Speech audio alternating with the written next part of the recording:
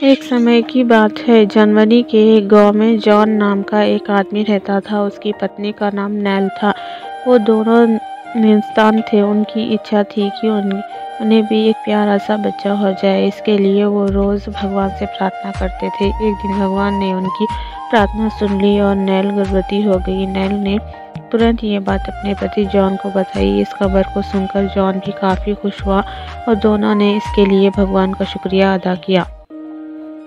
Nail के pregnant होने के बाद डॉन उसका पूरा ख्याल रखने लगा। वे उसकी हर छोटी बड़ी ख्वाहिशों को पूरा करता था। एक दिन पति पत्नी दोनों एक साथ खाना खा रहे थे, लेकिन नेल की तबीयत थोड़ी ठीक नहीं लग रही थी, इसलिए वो वहाँ से उठकर बालकनी में ताज़ी हवा खाने आ गई। यहाँ उसकी नज़र एक छोटे से बच्चे पर पड़ी। उसने अपने पति से कहा, देखिए वो बच्चा कितना प्यारा है।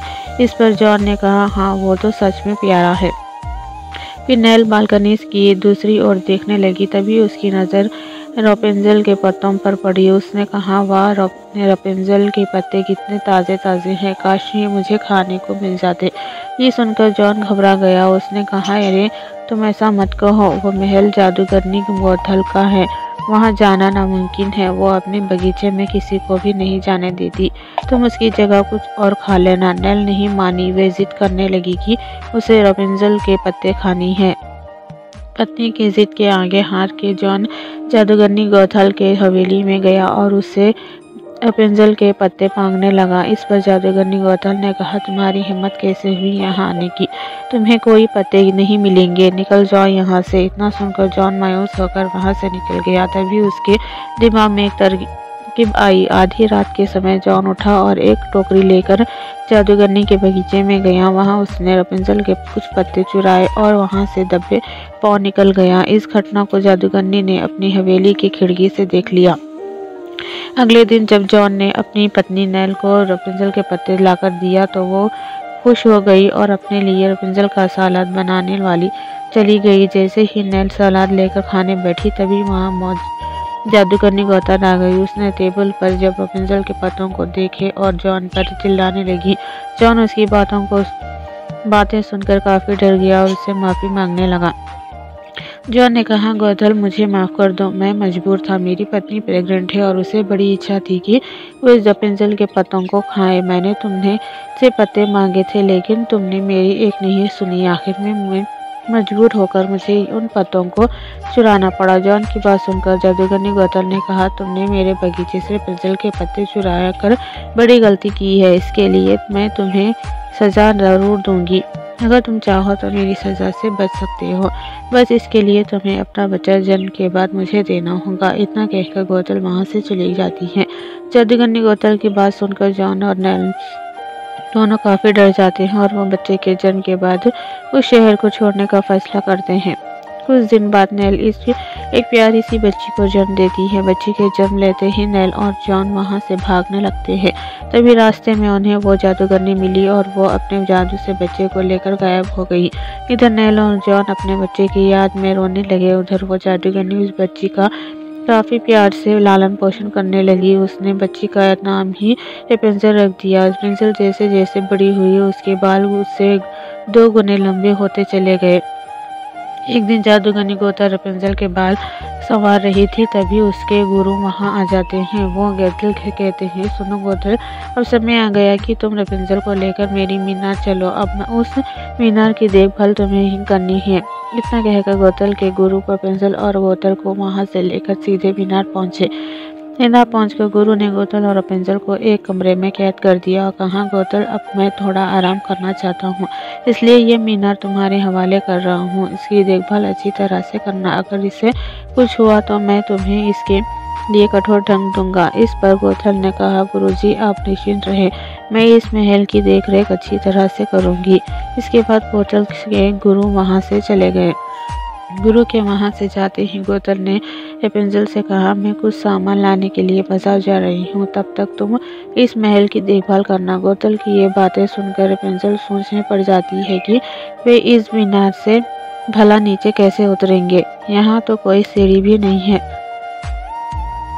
इतने में गोथल रापुंज़ेल के लंबे बालों को मीनार से नीचे लटका देती है और कहती है, मैं इसके सहारे ही नीचे उतरूंगी और जब मैं बाजार से वापस आऊंगी तो मैं तुम्हें आवाज़ लगाऊंगी। मेरी आवाज़ सुनकर तुम अपने बाल ऐसे ही मीनार से नीचे ही की और लटका देना ताकि मैं उसे पकड़कर ऊपर आ जाऊं। इस पर रेपुंज़ल कहती है ठीक है।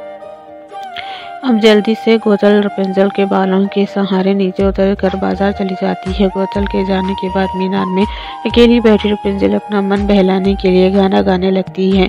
इसी दौरान एक राजकुमार उस जगह सैर करने के लिए आता है। तभी उसे रेपुंज़ल के मधुर गीत सुनाई देते हैं। उसकी आवाज़ सुनकर राजकुमार को सोचता है कि कोई इस सुनसान जगह पर इतना अच्छा गाना कौन गा रहा है। इसी सोच के साथ राजकुमार उस आवाज़ की ओर चल पड़ता है। इस दौरान उसकी नज़र मीनार पर पड़ती है। राजकुमार वही पेड़ के पीछे छिपकर रेपुंज़ल का गाना सुनते लगता है। इतने में वे देखता है कि गोथल वहां आती है और रेपुंज़ल को आवाज़ लगाते हुए कहती है अपने बालों को नीचे गिराओ। ये सुनकर रेपुंज़ल तुरंत अपने बालों को नीचे गिराती है और गोथल उसके सहारे मीनार के अंदर चली जाती है। राजकुमार ये सब देखकर हैरान रह जाता है। अगले दिन फिर राजकुमार वहां आता है और देखता है कि रेपुंज़ल के बालों के सहारे गोथल नीचे उतरकर बाजार चली गई। जैसे ही गोथल थोड़ी देर दूर पहुंच जाती है तो राजकुमार मीनार के पास पहुंचकर आवाज़ लगाता है रेपुंज़ल रेपुंज़ल तुम अपने बालों को नीचे गिराओ।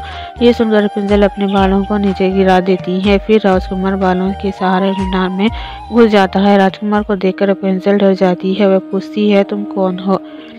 इस पर राजकुमार कहता है अरे तुम डरो नहीं, मैं कोई चोर नहीं हूँ। मैं यहाँ तुम्हारा गाना सुनकर आया हूँ। तुम्हारी आवाज़ बहुत मीठी है। इस पर रेपुंज़ल काफ़ी खुश हो जाती है और राजकुमार को गाना सुनाने लगती है। इसी तरह रोज़ राजकुमार मीनार आने लगा और देखते ही देखते दोनों एक दूसरे के प्यार हो जाता है। एक दिन रेपुंज़ल अपने बारे में राजकुमार को बताती है। वे कहती है गोथल मेरी माँ नहीं है, उसने मुझे यहाँ कैद करके रखा है, वो मुझे कहीं भी नहीं जाने देती। ये सुनकर राजकुमार रेपुंज़ल के वादा करता है कि वह उसे उसकी असली माँ बाप से ज़रूर मिलाएगा। इतना कहकर राजकुमार मीनार से निकल जाता है। तब तक गोथल वहां आ जाती है और राजकुमार को वहां से जाते देख लेती हैं।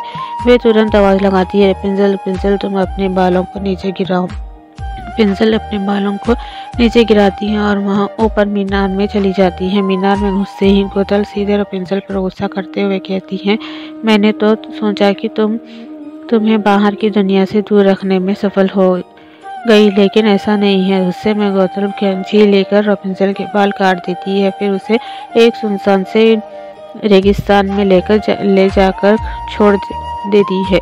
इस बात से अनजान राजकुमार अगले दिन फिर मीनार के पास आ जाता है और आवाज़ लगाता है रेपुंज़ल रेपुंज़ल तुम अपने बालों को नीचे गिराओ। रोज़ की तरह ही रेपुंज़ल के बाल नीचे गिरते हैं, जिसे पकड़कर वो मीनार में प्रवेश करता है। लेकिन इस बार वो हैरान रह जाता है। दरअसल मीनार में रेपुंज़ल नहीं गोथल थी।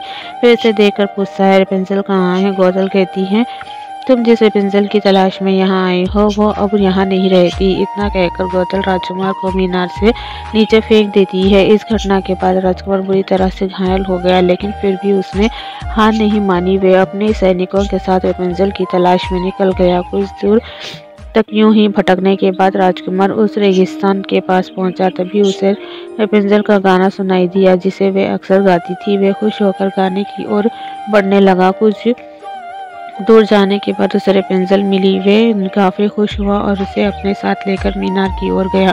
मीनार पहुंचकर राजकुमार ने अपने सैनिकों को उसे तोड़ने का आदेश दिया। गोथल ने सैनिकों को रोकने की बहुत कोशिश की, लेकिन वे सफल नहीं हो पाई। इतने में गोथल के गुरु वहां आ पहुंचे और जब उन्होंने मीनार को टूटते हुए देखा तो गुस्से से लाल हो गए। गुरु ने गोथल को कठोर दंड दिया और वहां से गायब हो गए। इसके बाद राजकुमार अपने साथ रेपुंज़ल को महल ले गए और वहां उसे उसकी असली माता पिता से मिलवाया। अपने माता पिता से मिलकर रेपुंज़ल बहुत खुश हुई और राजकुमार का शुक्रिया किया। इसके बाद सभी लोग खुशी खुशी वहाँ एक साथ रहने लगे। हमें कभी किसी के बारे में बुरा नहीं सोचना चाहिए, क्योंकि बुरे का अंत हमेशा बुरा ही होता है।